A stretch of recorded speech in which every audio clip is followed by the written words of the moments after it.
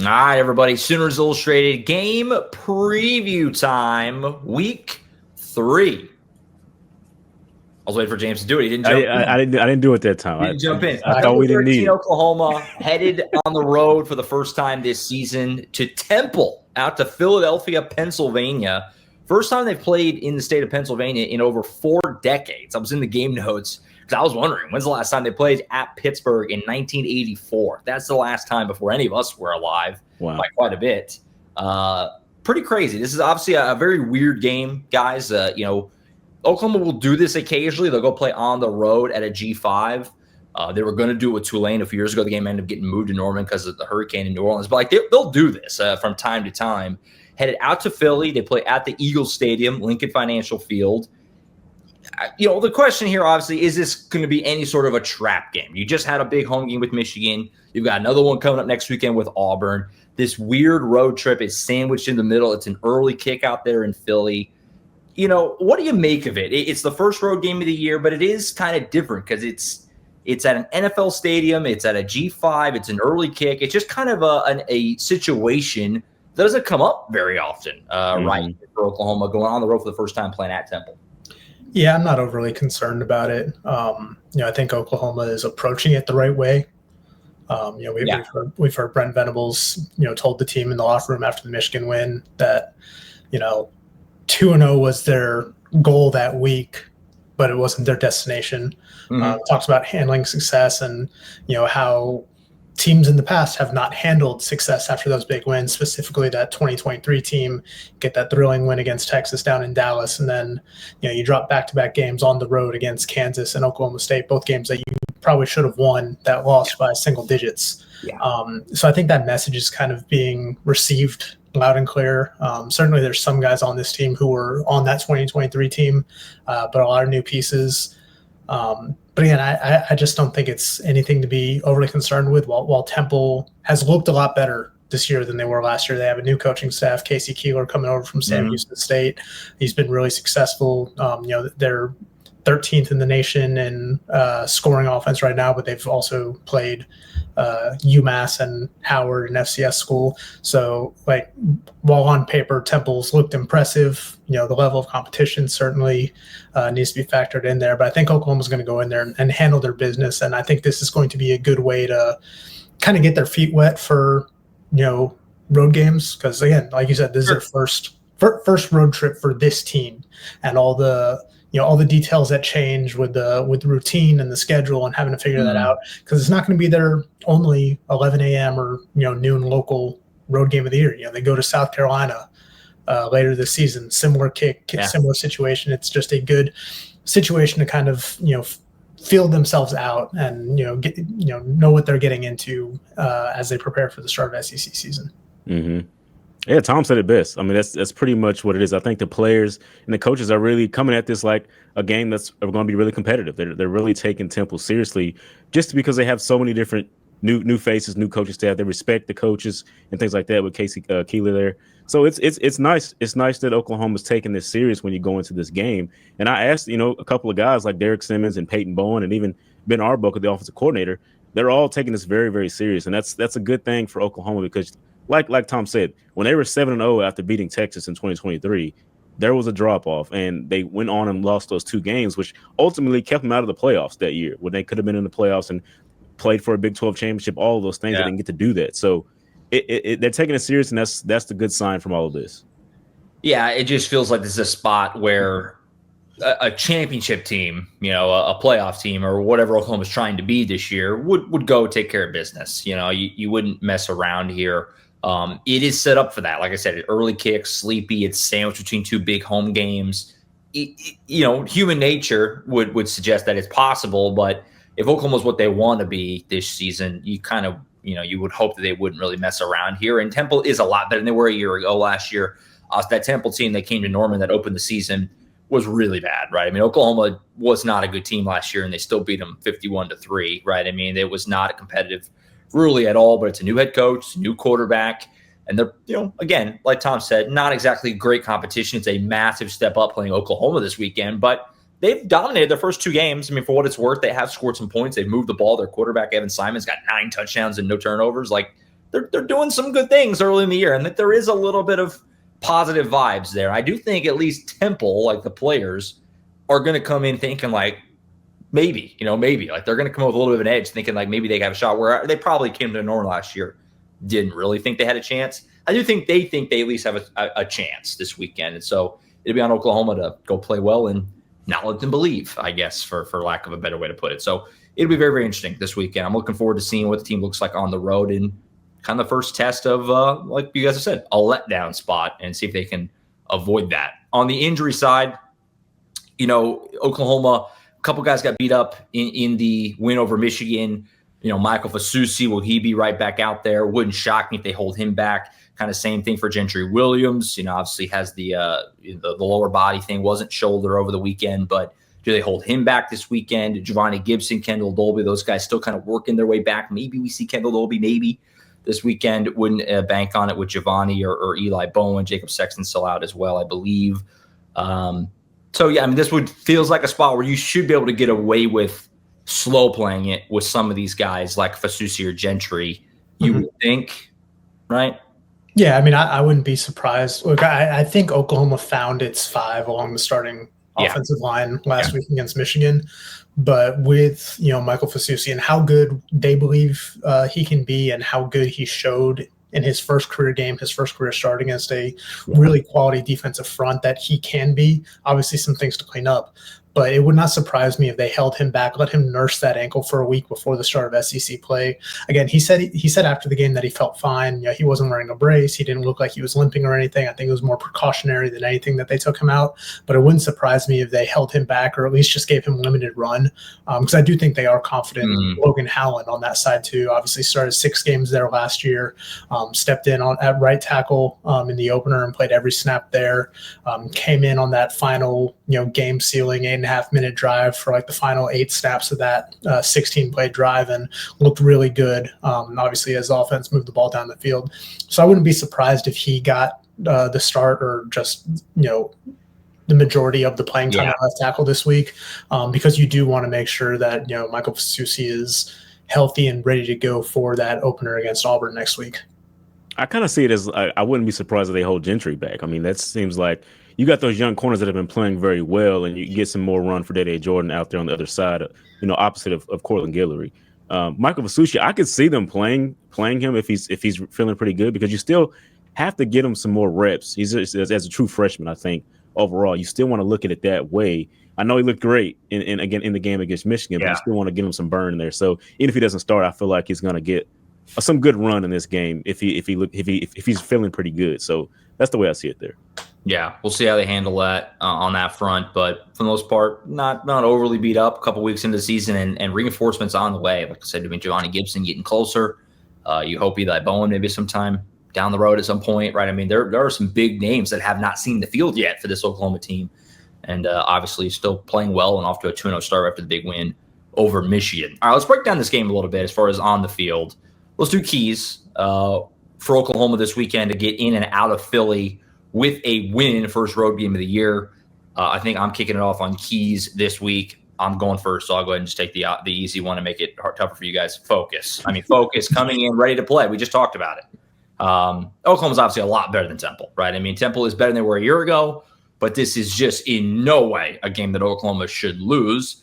The only way you could lose it is if you come out, like we said, flat, you're not ready to play. Temple gets off to a good start, and like you get to halftime, and whoa, this is like still a game. And, who knows at that point? You are on the road. There should be a lot of OU fans there, I think. But still, it is still a road game. I would think it would be a good Temple turnout. As good of a turnout as they could have, I imagine they'd have it, right? It's Oklahoma coming to town. So focus and just being ready to play on Saturday morning has got to be the top key for Oklahoma. If they come out and are dialed in and juiced up and ready to play with the way that defense can fly around the field, they should have every chance to jump on them early and get a lead and not let Temple believe that they have a shot to win. So clearly the top key. I'm sure you guys would have said the same if you went first, but I got it. So there you have it. So Tom, what about for you? Key. Yeah, I'm going to go a little bit different direction here and just say clean up the special teams. Oklahoma was fortunate to survive their special teams errors against Michigan.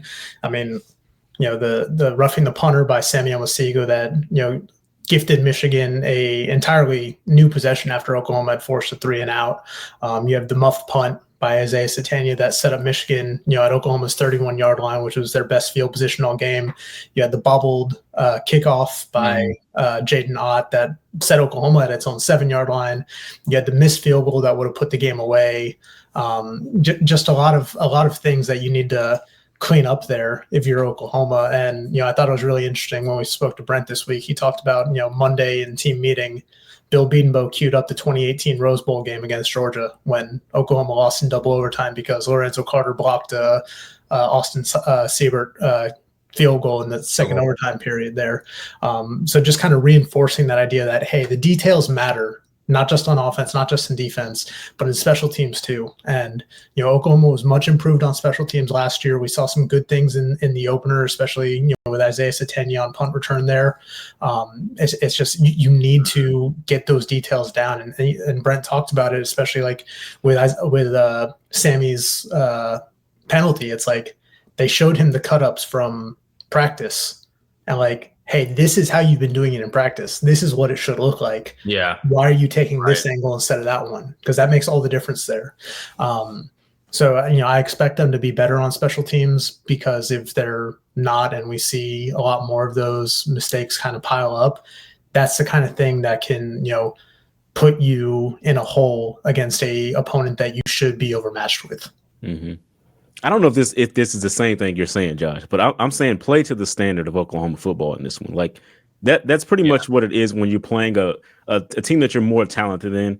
You just got to play against yourself pretty much. It's like, don't make those mistakes. As Tom's mentioned with the special teams, don't turn the ball over. And I think on defense, you got to get off the field because this is an offense that can get hot. I mean, it can get really hot. You've seen them score nearly 50 points in their past two games so far. So they can get hot. They get the opportunity. Don't let them get the opportunity. So just play to your standard. Get off the field on defense. Play one on offense. Don't turn the ball over. And I think you'll be just fine going into this game. Yeah, Temple's offense has been good. Again, big step up in competition playing Oklahoma this week for them. But they have a top 15 rushing offense coming into this weekend. So they're probably going to shorten a little bit. What was it?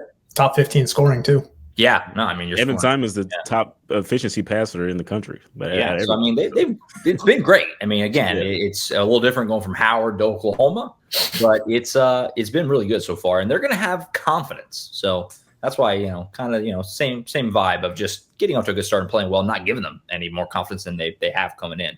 But players to watch for Saturday. This is kind of an interesting spot here. You would think hopefully opportunity to get more guys in a lot of areas, theoretically, if you do your job and win by a healthy margin. Where do your eyes go as far as a player to watch on Saturday? James, you can get it started. It's Tom. My bad. Go ahead. Then James. I'm gonna go with Cortland Guillory. He's been super impressive through these first two Gentry's out. Yeah. Especially if Gentry's out. Cortland Guillory, he leads the team in snaps played, or defense in snaps played so far through two games. He's allowed 1 6-yard reception on 8 targets. His 12.5% completion rate allowed is the second lowest among FBS defensive backs that have played at least 45 snaps, I think, or in 45 snaps in coverage, that is. And his 1 reception allowed is the fewest allowed by any DB that's been targeted 8+ times this season. So, true freshman, yes, but the way he carries himself, the physicality he plays with, the confidence that he plays with has been really impressive. And James mentioned, Evan Simon has been, the number 1 pass efficiency quarterback in the country through 2 weeks.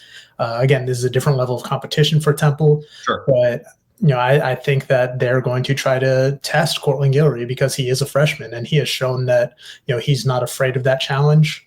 We spoke to him this week and, he's one of the most confident kids that you're going to come across. He said it in the preseason. He came in, wanted to start, wanting to be a freshman All-American, and through 2 games, he has looked the part. And I'm just curious to see how he handles his first game away from home. Again, going to be a little bit of a different environment with it being an NFL stadium and a G5 opponent, but still, it is a different scenario for a true freshman to step into. And I'm going to go with who you picked last week, Josh. I'm going to go with Jaden Ott on this game. Look, listen, seems like every person that we highlighted throughout training camp, who had done really great things, has proved themselves on the football field this season, except for Jaden Ott. He hasn't necessarily got the opportunity to do so, but he hasn't flashed in those opportunities that he's gotten. So you want to use this game against lesser talent to really get in rhythm and really find your way and see if he can be that explosive playmaking running back that Oklahoma needs in this offense, because on offensive, that's the one thing that they're lacking. I mean, you see good spurts from Torrey Blaylock, but you're not seeing the home runs like Justin Haynes did against Oklahoma last week, that 75-yard run. You want to see if Jaden Ott can do something like that in this game. And it's been 3 weeks. It's going to be the third week now into the season. How healthy is he at this point? I want to see what he can do. So just want to see what he's got in the tank and what he can provide for Oklahoma this season. Yeah, you can't help but wonder if they'll use Saturday as we got to get this guy going spot. Very interested to see what kind of role Ott has. Go ahead, Tom. Yeah, I will say, it is interesting, because they've rotated the running backs, fairly evenly through these first 2 games. Obviously, they've had mostly a 3-man rotation. The first game, it was Xavier Robinson instead of Jaden Ott, with Jaden just getting those 4 snaps. But everything else has been like 25, 22, 23 snaps between Torrey Blaylock, Javonte Barnes, and either Xavier Robinson or Jaden Ott.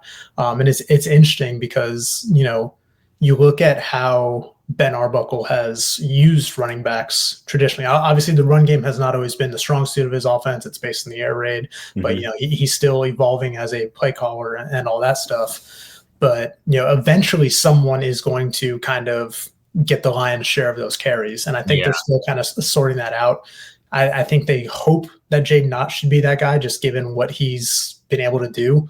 But somebody needs to step up and kind of seize that opportunity for them to figure out that run game, because that is the one area of the offense that is still a work in progress. It seems like, even though you are supplementing the rushing attack with what John can do with his legs.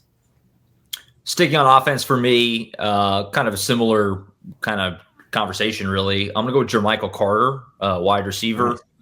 So far, Oklahoma's they've kept the wide receiver rotations really tight. It's been Keontez Lewis, Isaiah Satania, and Deion Burks really pretty close to exclusively. Against Michigan, obviously, was really just those 3 guys the entire time. Did any other receiver even get a snap, Tom? I think Ivan Carrion got when they kneeled it down at the end of the game. I think Ivan Carrion was in there. And maybe Zion Kearney got a snap or 2. It's been tight. To say the least. And so, we saw Carter a little bit in the opener, had a drop on a ball that he probably should have caught, So it just feels like, this weekend, and that makes sense, by the way, too. I mean, because it's the first game, you want to get them these reps with John Mateer before Michigan comes in, and then you're playing Michigan. You want to kind of shorten your bench, to almost use a basketball term, in a big game. This weekend should provide the opportunity, you would think, to get a couple of guys a little more involved.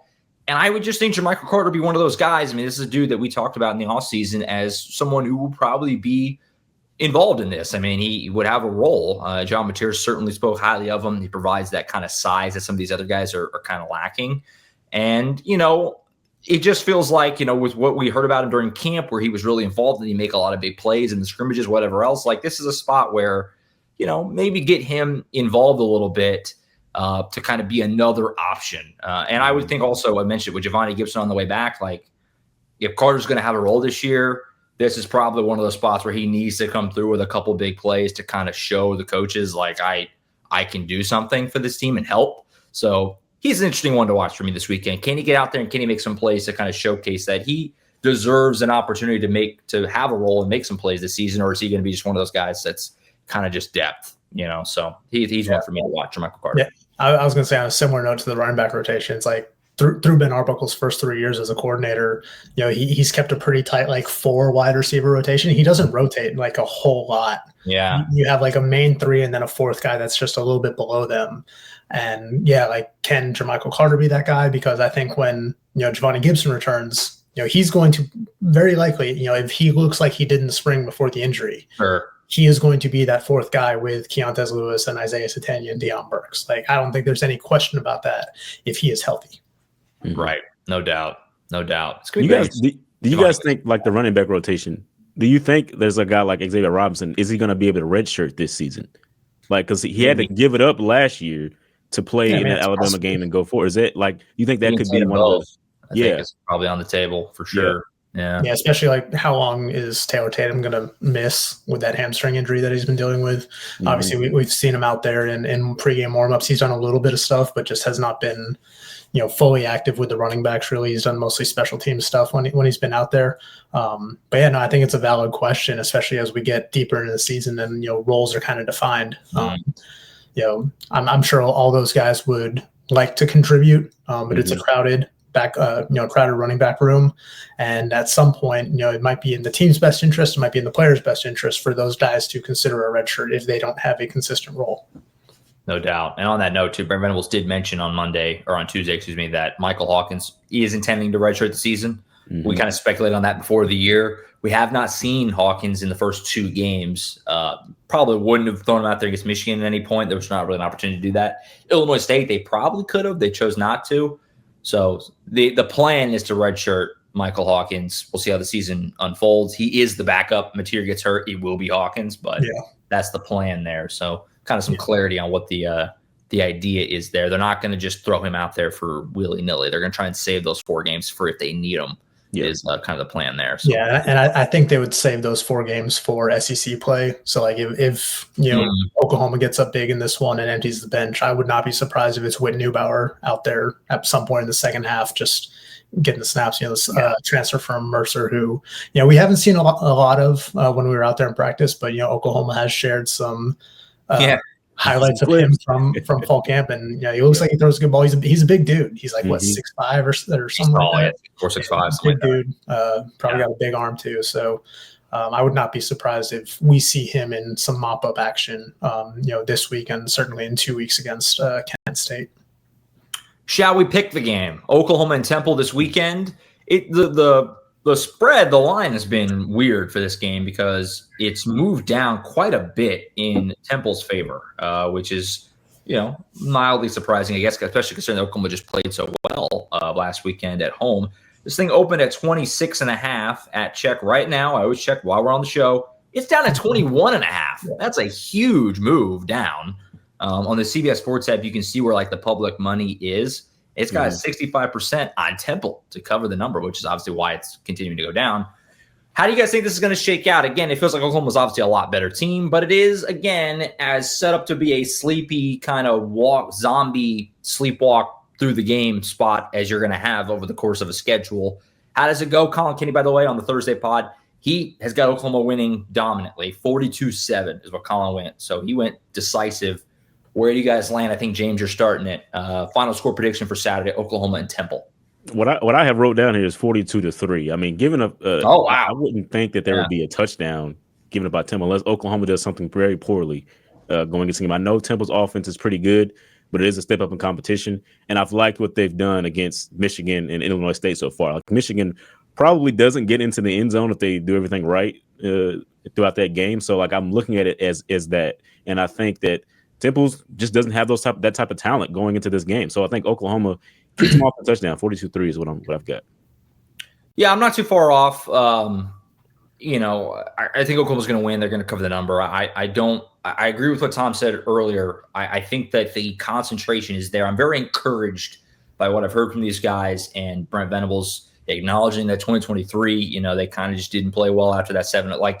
I'm encouraged by the kind of the mindset, and they're saying the right things. They're going to come out and be ready to go on Saturday. I'm going to go 38-6. I think Oklahoma will play well. I think, I'm not ready to say this offense is at a place where there's going to be a name your score just yet. It still feels a little early for that, but they'll play well. They'll get in the end zone. Maybe John Mateer gets off his feet in the fourth quarter and we get some Whit Neubauer, like Tom was kind of speculating there. This defense is so good. I have a hard time envisioning there being a lapse there and them allowing Temple to kind of get down the field and get in the end zone, So I'll give them the benefit of a couple of field goals. Maybe Oklahoma makes a mistake and fumble somewhere or a short field or something, but 38-6. I think Oklahoma wins this pretty soundly. Maybe it's close-ish, a quarter in, but Oklahoma, as the game goes on, starts to really separate it, and I think Oklahoma wins pretty soundly on Saturday.